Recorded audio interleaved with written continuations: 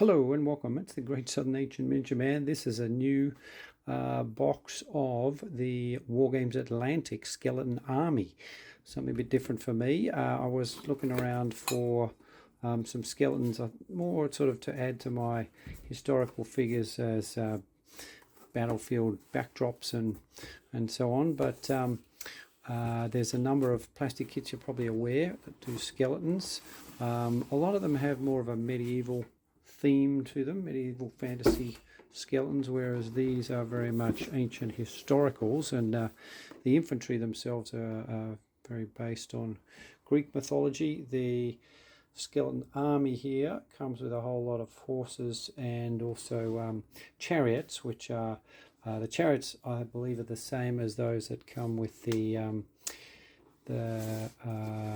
Bronze Age chariot set, which I've already reviewed from the same company, which is excellent. Here we are, these chariots, and yeah, they come with the horses. So it's a very large box. I've never got such a big box before, and I should say I've got to thank Wargames Atlantic, because they're great supporters of this channel, and they have actually sent me this free of charge, so I'm probably somewhat less than objective about them. I do like the company. They do great stuff. They have fantastic quality plastic. It's really hard and easy to work with, I find.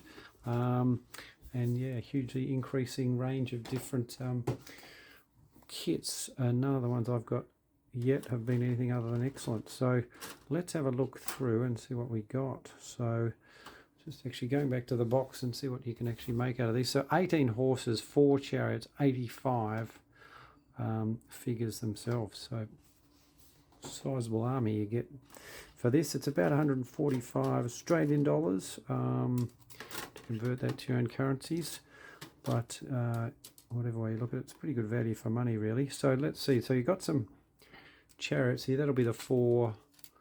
Let me get the box out of the way and we'll just look at the sprues a bit better. They're the chariot sprues, and looking at them, yeah, they are exactly the same as those that come with the Bronze Age chariot set. So as I've reviewed that before, and you can check that review out on this channel. They're really good, very nice, very versatile, and they're made for Bronze Age, but I use them for a Carthaginian one. You could get by with Etruscan or Roman chariots even as well, so they're cool for them. Let's have a look at the infantry sprues. How many you got? 85, so that's quite a lot. 1, 2, 3, 4. 4 skeletons per sprue. They're all exactly the same as far as I can tell. Let me just double check here. Yeah, they're all the same, and they're all the same as well. So 4 sprues there. 1, 2, 3, 4, 5, 6. So 10. So 40 straight up infantry there, and that's the same. You can buy the infantry separately if you so desire, and it's the same sprue that you get in that set. So let's have a look through. So you've got 3 bodies assembled other than arms, and then you've got 1 separate body, no arms, no legs. But fear not, there are a couple of legs scattered around there and there. Then you've got plenty of arms. You've got 1 archer arm, 1 coppice, nice old Greek sword. You've got a number of spears and a big one, the sort of sarissa, and 4, so enough shields for everyone. 2 small buckler ones, and the Boeotian style, and the standard aspis for the hoplite. You've got a quiver there. How many heads? You got the helmeted head and then 4 others, so 1 more than you need. And I think there's 2 different types of the sort of plain skeleton heads. Yeah, the one with the mouth open and the closed mouths. Only thing I did notice with this sprue, which wasn't quite ideal, is there's the left arms. You've only got 3 basic left arms, and then you've got the left arm holding the bow. So if you didn't want an archer in your unit, you would be missing 1 left arm, which is a bit of a whoopsie. I don't know why they didn't just put in an extra arm and maybe another sword or 2, so you can have a few more swordsmen. However, I was thinking it's a bit disappointing. But when I went then to the other sprue, this more than compensates because it's got heaps of extra components. So let's have a look at this big bugger with the horses as well. So 2 horses per big sprue, and then you've got 1, 2, 3, 4, 5 potential riders. The smart thing with this one is they don't have to be riders. You can do them. Hang on, is there another one? 1, 2, 3, 4, 5. No, there's only 5. You can do them as infantry standing up, or guys in the chariot as well, or lying down as casualties. So a lot of options, and in fact, if you want to make them standing up, you've got a couple of the bases there all ready to go where their feet can slot into. So that's very. I like that diversity.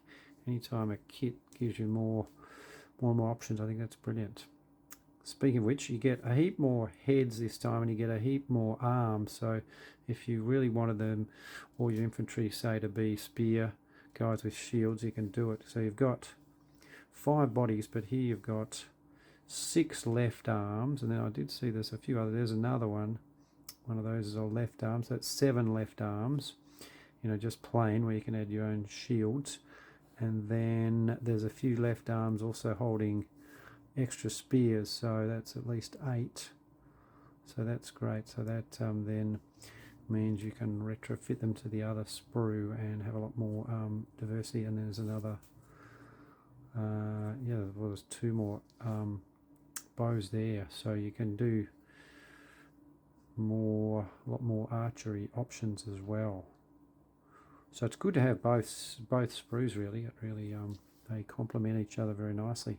This one has one of the riders with the nice muscled cuirass and the greaves there. The other ones are all blank, basic skeletons, I guess you could call them. And there's a few nice helmeted heads, so you get a lot more heads here as well. What do you got? 3 with the open mouth, 3 with the closed mouth. There's 6. And then you've got a number of different helmeted heads, so 4 helmeted heads, and they're not all the same. You've got the big plume there, but then you've got one with, I think you've got, 2 with open mouth here, a sort of Corinthian helmet, and then this one with a closed mouth, and you've also got an extra plume you can attach to one of them, so that's excellent again. A bit more variety. Oh, you got some arms with the arrows in them too, which is very cool for the archers. How many quivers? 1, oh yeah, 2 quivers, so 2 bows, so that's ideal. You got a horn on this one. There was a horn on the other one, you probably noticed as well. So yeah, all in all, it looks like an amazingly versatile and comprehensive skeleton army can be achieved from this one set. So don't take my word for it. I'm going to put some together. I'll show you them, and then I'll do 2 videos. I think one with the infantry, and then I'll come back with one with cavalry and with some chariots. So stick around. I will show you the constructed boys pretty soon. Well, hi, here they are. This is the first group of skeletons that I've completed, and these guys are based on the amazing scene from the movie Jason and the Argonauts from the 1960s, where after Jason steals the golden fleece, the king of Colchis tries to get them back by summoning these skeleton warriors out of the ground by using the teeth of the Hydra. Magically summon the skeletons. 7 of them emerge from the ground and chase after Jason and his thieving mates, and have an epic battle on the cliff tops above the Black Sea, which is an amazing scene. And the special effects from the 1960s stand up surprisingly well. I'll put a link actually, because you can just watch that scene on YouTube. You can actually hire the whole movie on YouTube, but I'll put the link at least so you can see what I'm talking about if you don't already know it. It's a pretty cool epic movie really. So these guys are very much based on them. They're really nice to paint actually. They're easy to paint, and they're very versatile in the way that you do it, and I just whipped all these up in one weekend. But I didn't stop there. I'll just take these guys off and I'll show you the next batch. So these ones are the pseudo-historical ones, so I've done that. This was from, I think it's an old Warhammer set that had a few spare bits hanging around, and that shield you might recognise from the Dark Age Irish set by the same company. This is a Persian, and again one of their, or it might be, I can't remember if the body's one of theirs or whether it's a Victrix Persian body, but anyway, heavily kit bashed. And then a couple of Romans past their prime, shall we say. So this guy's Victrix body, and that one's an Agema body. And obviously all the other bits are from this Wargames Atlantic kit. So yeah, I just thought it'd be nice to have a few skeletons with a bit of armour and a bit of other gear that made them a bit distinct. So I think they've come up very well. They are really easy to paint. The nice thing about them, you can do them completely different ways. So you could do them like paint them, base coat them white, and then use washes to darken the recesses, or the way I did it, you actually base coat them in a dark colour. Start off with black, then I did a dry brush of brown, and then I did a dry brush of cream, and then a very light dry brush of white over that. So you sort of can do it opposite ways, and they all came out really well. This guy, obviously I've done him as a bit of a sort of zombie skeleton, so he's got some fire, and as if he's been through the fire, so a bit of fire coming out from his ribs and eyes and so on, and then a bit charred all over. I think they're meant for sort of banners and stuff, but I thought it'd be cool to just whack one on a head, see how it looks. Yeah, they're a lot of fun, and they're, as I say, one of the easiest sort of sets that I've come across to paint, because I guess you don't have to bother with all the skin, and you don't have to do eyes, and you know, no cloth. They're all nudie, so it's quick and satisfying. I was thinking if you wanted to get someone into the hobby, you've got kids perhaps who are interested, these would be a brilliant way to start them off and get pretty good results quite quickly. As I say, either complete opposite methods. You can either start dark and then dry brush up to lighter, or you can start light and wash down to have more shading. So and either way I think it's going to work really well. So I'm very happy with this kit. They're beautiful and they're very easy to paint, and yeah, give you great results. I've started work on the cavalry bits, the horses and the